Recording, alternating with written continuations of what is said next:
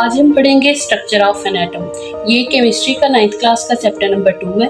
इसमें सबसे पहले तो हम इसके इंट्रोडक्शन को डिस्कस करेंगे, ठीक है। इसमें इंट्रोडक्शन में उसने बात की हुई है सबसे पहले एटम की, यानी एटम क्या चीज़ है। एटम जो है ना वो लैटिन वर्ड है, उससे ये डिराइव हुआ है। लैटिन वर्ड है जो कि एटॉमिस से निकला है, ठीक है। एटॉमिस यानी मीन टू से इंडिविजिबल, यानी इसे तकसीम नहीं किया जा सकता।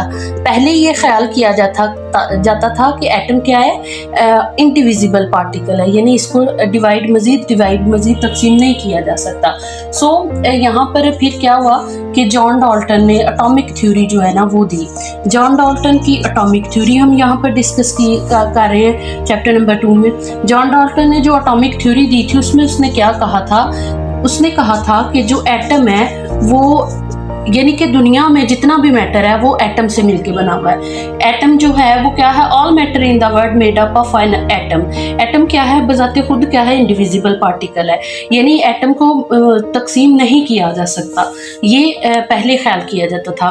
फिर क्या हुआ, 19th सेंचुरी के एंड तक यही ख्याल किया जाता था कि एटम क्या है, वो इंडिविजिबल पार्टिकल है। समझ आ गई आपको कि एटम जो है स्मॉलेस्ट पार्टिकल है किसका, मैटर का।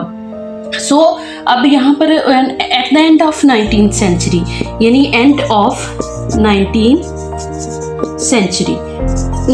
सेंचुरी के एंड पे लास्ट पर क्या हुआ कि साइंटिस्ट ने फर्दर जो है ना वो एक्सपेरिमेंट किए। उनमें हम बहुत कॉमनली डिस्कस करते हैं Niels Bohr, J Thomson, William crooks, Goldstein वगैरह। इन्होंने जब ये एक्सपेरिमेंट किए, एटम के स्ट्रक्चर पर मजीद एक्सपेरिमेंट किए, तो उन्होंने ये डिस्कवर किया कि atom is a divisible particle which can be further सब डिवाइडेड इनटू इट्स सब एटॉमिक पार्टिकल्स। हमने ये पढ़ा कि सब एटॉमिक पार्टिकल्स क्या होते हैं, सब एटॉमिक पार्टिकल्स।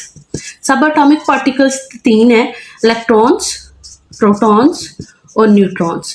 यानी ये 3 जो है ना फिर ये डिस्कवर हुए थे। ये फिर उन्होंने कहा था कि एटम को मजीद डिवाइड किया जा सकता है। सो जे थॉमसन ने फर्दर प्लम पुडिंग थ्योरी भी दी थी